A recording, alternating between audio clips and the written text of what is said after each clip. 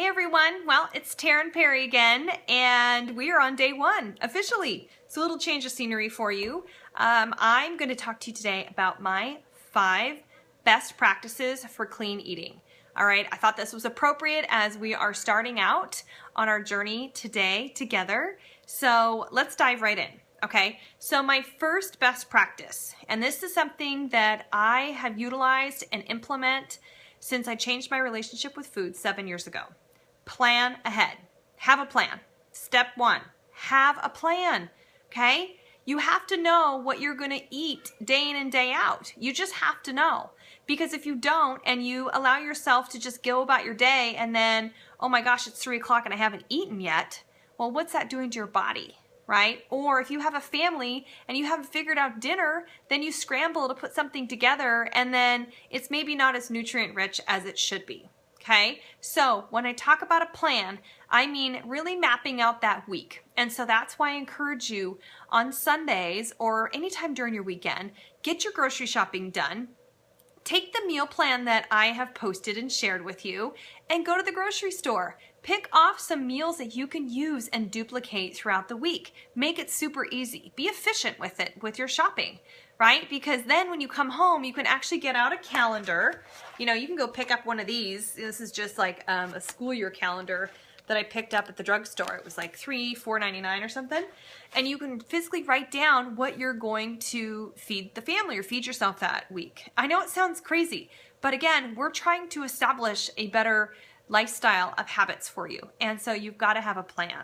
All right. So get a calendar or get one of those, those whiteboards. They have calendars from Sunday to Saturday and you can write out what you're going to eat. You know, then you have it in your mind and you have the food so you don't have to think about it come day of and be stressed out, right? So set yourself up for success with having a plan, okay? Number 2, we're going to talk about eat efficiently. So what do I really mean by eating efficiently? Well, when you eat efficiently, you eat nutrient-dense foods and you listen to your body, it's amazing what it's going to start to tell you. Because this is a journey of self-discovery as well. And so I want you to be able to listen to your body and actually slow down for a minute and allow yourself to recognize what the signals and the cues are that it's giving you. And so when you eat efficiently, meaning you start out your day with a nutrient-dense food, you eat breakfast, aka eat breakfast, right? Whether it's, for me, I get up about 5 o'clock and I usually hit my workout about 5:15. I do not eat before I go and work out personally because I'd rather eat on an empty stomach. Work out on an empty stomach. Others prefer to have something in their stomach before they go work out. Total personal preference. I'm not going to say you need to do one versus the other. You need to do what's going to be right for you. I have a big vat of water and I sip on it through my workout and I drink about 8 ounces before I go out the door. Because I just need to get things flowing and just make sure that I'm properly hydrated going into a workout. But when I come home, I eat within about 30 to 90 minutes within my workout. That is a sweet spot of when you need to replenish your nutrients that have been depleted through your workout. Or if you don't work out in the morning and you get up at around 6 or 7, you should be eating within about an hour of waking up, because your nutrients have been depleted overnight, right? And your body's gone into this starvation mode, which is not such a bad thing. That's when the repair and all the good things happen and we start to actually see results down the road is when we have sleep, right? So eating efficiently, you take that plan that you've implemented in step 1 and then you're eating efficiently, you're listening to your body. So that means delete anything you've done in the past with calculated eating. Okay, no more eating every 2 to 3 hours just for this week. Okay, just try it. If you generally eat every 2 and 3 hours, I want you to try and eliminate that. You're not going to starve. You're not going to, fall down and never be able to get back up. But you're actually going to change the way your body's cueing you when you need to eat next. And you'll notice what that means. Okay, and we'll talk a little bit more about that. But I want to get to step 3. Step 3 is chew your food. Sounds logical, right? And probably mundane, but I want you to actually count how many times you chew your food. 25 times at least.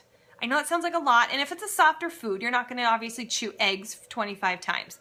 But if you have chicken, or you're eating beef or sweet potato or a veggie or something, I want you to slow down and chew that about 20 to 25 times is fine.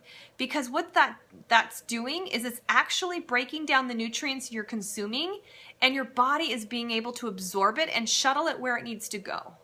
But when we just eat mindlessly and shove it in our face and don't give our body time to adapt and actually recognize that we're consuming food that it needs, then it goes into this just like, oh, okay, just keep shoveling it in. All of a sudden, you know, we don't even know what we've eaten, and chances are we've overeaten.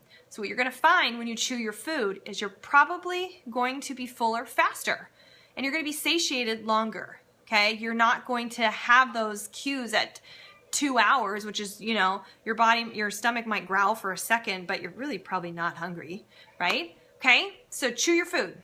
All right. Number 4, drink water. I want you to start writing down how much water you drink. I want you to get your favorite water bottle or find a new water bottle, and I want you to tally actually how much water you drink each week or each day. You should be drinking in general practice about half your body weight in ounces, maybe a little more, maybe a little less. It depends on how active you are. If you are working out pretty rigorously, you might consume a little bit more water. It may seem like a lot, and you might be like, oh, I drink tons of water anyways. But if you actually write it down and hashtag it or tally mark it, I've had 1 bottle of my water today, 2 bottles of my water today, 3 bottles, or you might just finish it 2, okay? So I want you to actually be mindful and write down how much water you're consuming. Speaking of writing, that brings me to my last best practice for you. I want you to write down what you're eating this week. I want you to actually physically get a little spiral notebook or get out your smartphone and you can write it in, but I want you to be able to acknowledge what you've consumed for breakfast, lunch, and dinner, because you're going to reflect back to how that either made you feel that day, whether you had ample energy, maybe you were a little low on energy, did you sleep well? This is all part of the journey of self-discovery. Okay, so write it down, and you're also going to be sharing it every day, right? Yesterday we talked about, I want your involvement, I want you to be engaged, I want you all in, and so you're going to be sharing what you're consuming every day, but I want you to physically write it down. Okay, it doesn't have to be perfect as far as, you know, I had a 1/4 cup of this, or I had 5 of those.